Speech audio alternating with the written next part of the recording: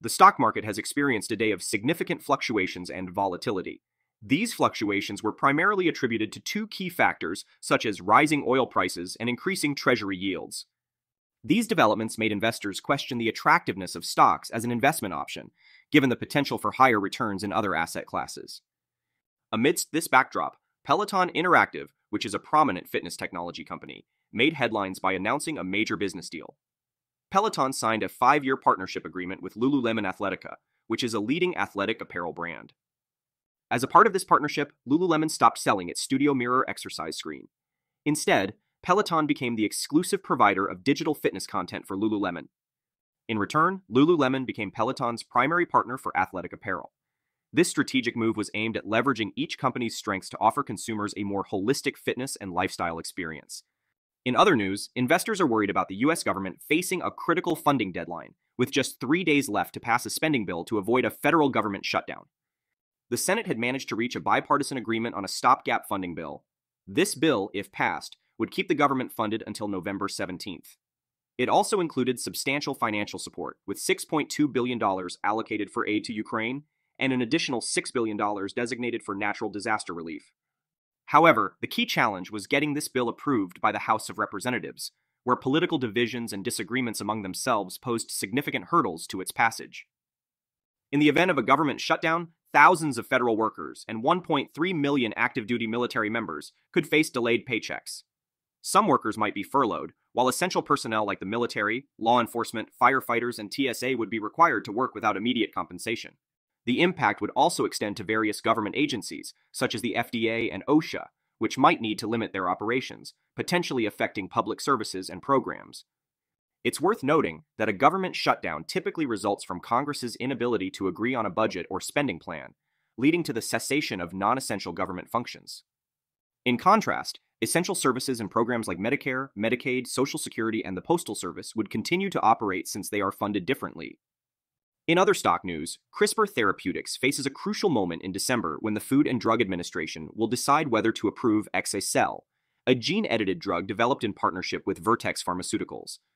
If approved, this drug could provide a permanent solution for patients with severe sickle cell disease, making it the first ever drug approved using CRISPR gene editing technology.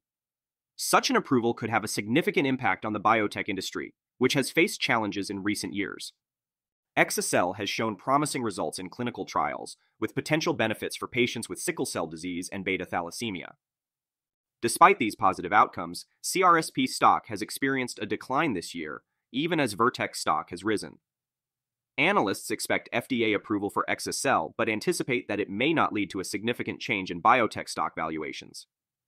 One challenge for gene-edited drugs like exa-cel is the need to condition patients' bodies to accept the treatment, which can have side effects. However, CRISPR is working on a gentler conditioning regimen and exploring applications in cancer treatments, particularly CAR-T therapy using allogeneic donor cells.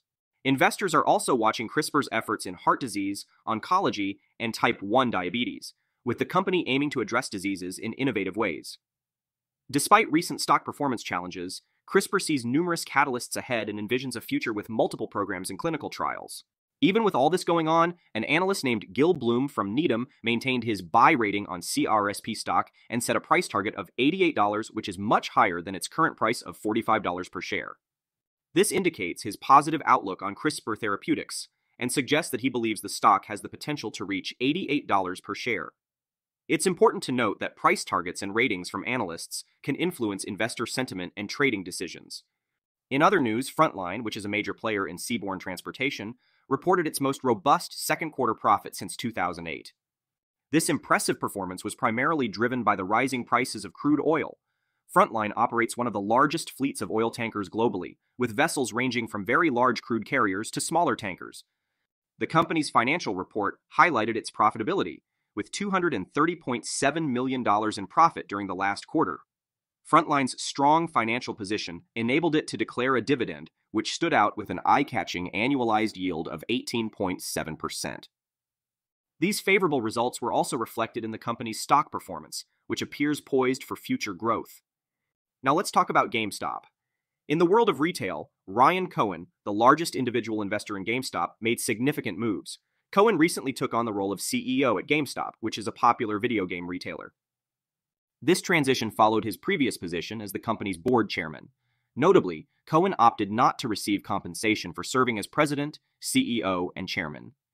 GameStop had been navigating a challenging landscape as technology disrupted the gaming industry. The company faced difficulties adapting to changing consumer preferences, particularly the shift from physical game discs to digital downloads. Cohen's appointment represented an effort to modernize and revitalize the company, given his successful track record as a co-founder of Chewy, an online pet supply company. We also have news about Elon Musk's SpaceX, which secured a significant contract with the Pentagon for its Starshield military satellite service. This contract encompasses end-to-end services, utilizing SpaceX's Starlink satellite constellation, along with the provision of user terminals, equipment, network management, and related services.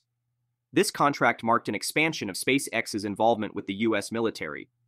However, the contract was not without controversy.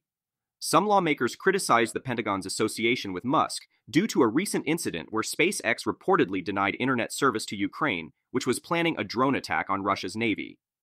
This raised questions about the ethical implications of such collaborations between private companies and defense organizations. In another recent update, Mark Zuckerberg, who is the CEO of Meta Platforms, continued to emphasize his commitment to the concept of the metaverse. At a VR developer conference, he demonstrated new artificial intelligence software and showcased Meta's latest virtual reality headset, the Quest 3, along with Ray-Ban smart glasses. Zuckerberg highlighted the progress made in developing technologies like holograms and displays. The broader context here is the ongoing race in Silicon Valley to advance artificial intelligence technologies. Companies like Meta and Google are competing with the rapid rise of OpenAI and its ChatGPT program, reflecting the growing importance of AI in various industries and applications. For automotive news, NIO, a Chinese electric vehicle manufacturer, made headlines with reports of exploratory talks with Mercedes-Benz Group AG regarding a potential strategic partnership. The discussions reportedly included Mercedes-Benz investing in NIO in exchange for access to technology. However, these talks had not progressed to a stage where specifics about technology transfer and financial terms were discussed. However, both NIO and Mercedes-Benz issued statements regarding the situation. NIO denied having talked to Mercedes-Benz about a collaboration, while Mercedes-Benz clarified that there were no plans for collaboration at the moment. These developments underscored the competitive landscape in the electric vehicle industry and the interest of established automakers in partnering with innovative EV companies like NIO. Lastly, here are some quick stock news updates. Jabil. The contract electronics manufacturer exceeded expectations with its fourth quarter adjusted earnings and provided guidance for the first quarter that surpassed estimates. Additionally, the company's board increased its share repurchase authorization to $2.5 billion. Next up, we have Chico's. The Florida-based fashion company saw its stock soar after announcing its acquisition by Sycamore Partners for $1 billion, signifying its transition to a privately held company. Our next story is about Workday. The cloud software company lowered its target for annual subscription revenue growth at an investor presentation. This adjustment reflected the company's outlook for the next 3 years, indicating a slightly slower growth rate than previously expected. You should also know that Accenture, the management consulting and technology company, reported fourth quarter revenue that fell short of Wall Street estimates.